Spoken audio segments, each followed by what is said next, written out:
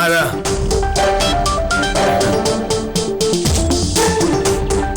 എന്നെ മനസ്സിലായോ സാറിന്?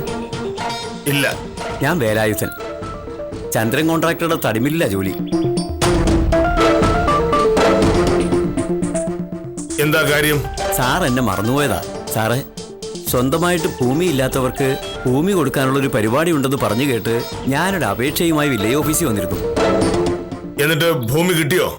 ഒന്നും പറയണ്ട സാറേ. ആ വക്കീലേ, ഞാൻ ആ അപേക്ഷയും കൊടുത്തിട്ട് അങ്ങ് പോയി. സാർ അത് വെച്ച് കാര്യമായി അന്വേഷിച്ച് എനിക്ക് ഭൂമിക്ക് അർഹതയുണ്ടെന്ന് എഴുതി തഹസീൽദാർക്ക് അയക്കുകയും ചെയ്തു. പക്ഷെ താലൂക്ക് ഓഫീസിൽ വെച്ച് എന്റെ പേരാരോ വെട്ടി.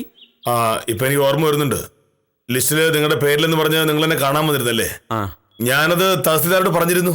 സാറ് പറയുക മാത്രമല്ല, എനിക്ക് വേണ്ടി തഹസീൽദാരോട് വഴക്കുണ്ടാക്കിയത് ഞാൻ അറിഞ്ഞു. സത്യം പറഞ്ഞ ചന്ദ്രൻ കോൺട്രാക്ടറുടെ ജോലിക്കാരനാണെങ്കിലും അയാൾക്ക് എന്നെ കണ്ടുകൂടാ. അയാൾക്കാണെങ്കിൽ താലൂക്ക് ഓഫീസിലും വില്ലേജ് ഓഫീസിലും ഒക്കെ സ്വന്തക്കാരുമുണ്ട്. എന്റെ പേര് വെട്ടിച്ചത് ആ ദുഷ്ടം തന്നെയാണെന്ന് എനിക്ക് ഉറപ്പുണ്ട്. പക്ഷെ മോനേഷ സാർ വാശി പിടിച്ചതുകൊണ്ട് തഹസീൽദാർ ലിസ്റ്റിൽ എന്റെ പേര് ഉൾപ്പെടുത്തി. ഭൂമി എനിക്ക് കിട്ടുകയും ചെയ്തു.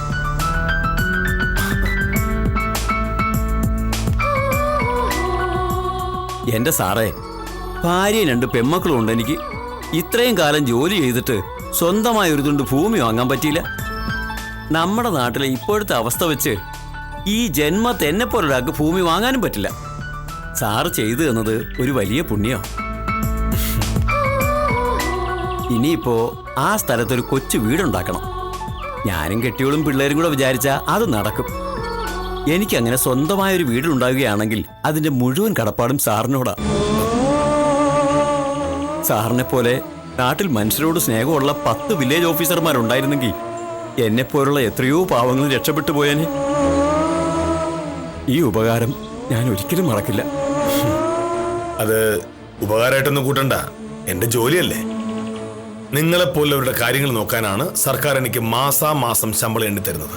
പ്രത്യുപകാരമായിട്ട് വേറൊന്നും ചെയ്യാനുള്ള പാങ്ങെനിക്കില്ല. എന്നാലും ഞാനും മക്കളും സാറിന് വേണ്ടി എന്നും പ്രാർത്ഥിക്കും. പിന്നെ വീട് വെക്കാനുള്ള തീരുമാനമായി കഴിഞ്ഞാൽ എന്നെ ഒന്ന് കാണണം. പഞ്ചായത്തിലും സർക്കാരിലും അതിനും പദ്ധതികളുണ്ട്. ഞാൻ സഹായിക്കാം. പഞ്ചായത്തിലും എനിക്ക് പരിചയക്കാരൊക്കെ ഉണ്ട്. ഞാൻ വരും. ചന്ദ്രൻ കോൺട്രാക്ട് ഇടപെട്ട് എന്നെ ഒഴിവാക്കിയെന്നറിഞ്ഞപ്പോൾ വീട്ടിലെല്ലാവർക്കും വലിയ സങ്കടമായിരുന്നു. സാർ ഇടപെട്ടത് ശരിയാക്കിയെന്നറിഞ്ഞപ്പോ കെട്ടിയോള് പറഞ്ഞ് സാർ ഞങ്ങൾക്ക് ദൈവത്തെ പോലെയാണ്. വെറും വാക്ക് പറഞ്ഞ അല്ല കേട്ടോ സാർ. സ്വന്തമായിട്ട് ഒരു തുണ്ട് ഭൂമി ഇല്ലാത്തവർക്ക് വില്ലേജ് ഓഫീസർ തന്നെയാ ദൈവം. വരട്ടെ.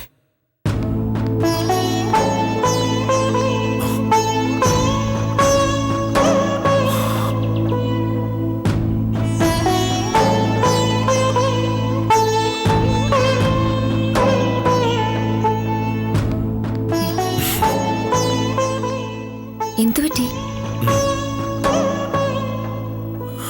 ഒന്നുമില്ല.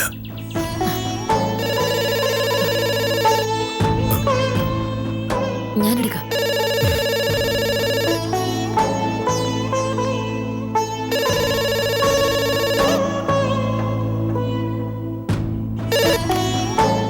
ഹലോ വക്കീലേ, ഇത് ഞാനാണ് ഉത്തമൻ. സാറെവിടെ?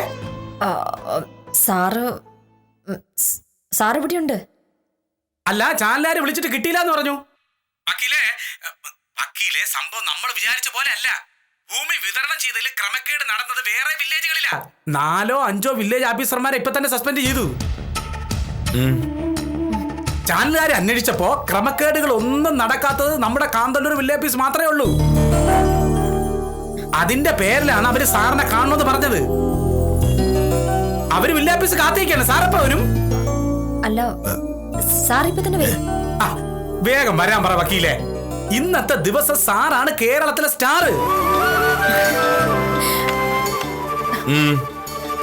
ഉത്തമനാ, ഭൂമി വിതരണം ചെയ്തതിൽ ഒരു ക്രമക്കേട് നടത്താത്ത വില്ലേജ് എന്ന് പറഞ്ഞാണ് ചാനലുകാർ വന്നിരിക്കുന്നത്. അവർക്ക് മോഹനേട്ടനോട് സംസാരിക്കണമെന്ന്. വില്ലേജ് ഓഫീസിൽ കാത്തിരിക്കുക അവര്. എന്തോന്നും മിണ്ടാത്തത്? നീയല്ലേ പറഞ്ഞത് പ്രാർത്ഥന കൊണ്ട് ഒരു ഫലമില്ലെന്ന്? ഞാൻ പ്രാർത്ഥിച്ചതിന്റെ ഫലം ഇപ്പൊ കണ്ടോ? ഇത് പ്രാർത്ഥിച്ചതിന്റെ ഫലമല്ലല്ലോ, പ്രവർത്തിച്ചതിന്റെ ഫലമല്ലേ. മോഹനേട്ടൻ സത്യസന്ധമായി മോഹനേട്ടന്റെ ജോലി ചെയ്തു.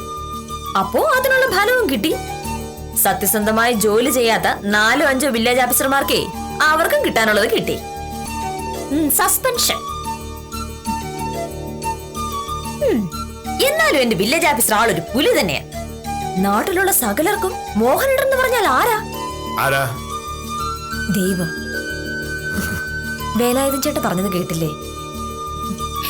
ഇങ്ങനെ മനുഷ്യർ ദൈവങ്ങളെ പോലെ ഉത്തരവാദിത്വത്തോടും സത്യസന്ധമായിട്ട് ജോലി ചെയ്തു തുടങ്ങുമ്പോ ഈ ലോകത്തെ പ്രശ്നങ്ങളൊക്കെ തീരും. അഹം ബ്രഹ്മാസ്മി എന്നാണ് ശാസ്ത്രം. നമ്മൾ തന്നെയാണ് ബ്രഹ്മം. ഇതൊക്കെ നീ എവിടെ നിന്ന് പഠിച്ചു? ഇന്ത്യൻ പീനൽ കോഡ് ഇതൊക്കെ ഉണ്ടോ?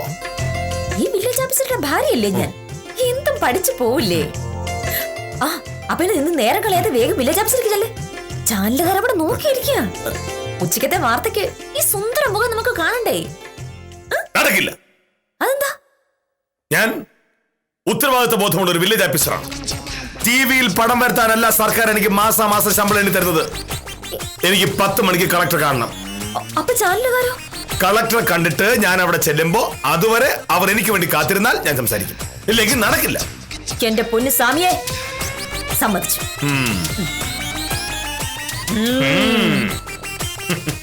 പ്രതിഫലം പ്രതീക്ഷിക്കാതെയുള്ള കർമ്മമാണ് ഏറ്റവും ശ്രേഷ്ഠമായ പ്രാർത്ഥന എന്ന് വിവരമുള്ളവർ പറഞ്ഞിട്ടുണ്ട്. അത് കേട്ട് വിശ്വാസം വരാത്തവർക്ക് ഇന്ന് കണ്ടത് കണ്ട് വിശ്വസിക്കാവുന്നതാണ്.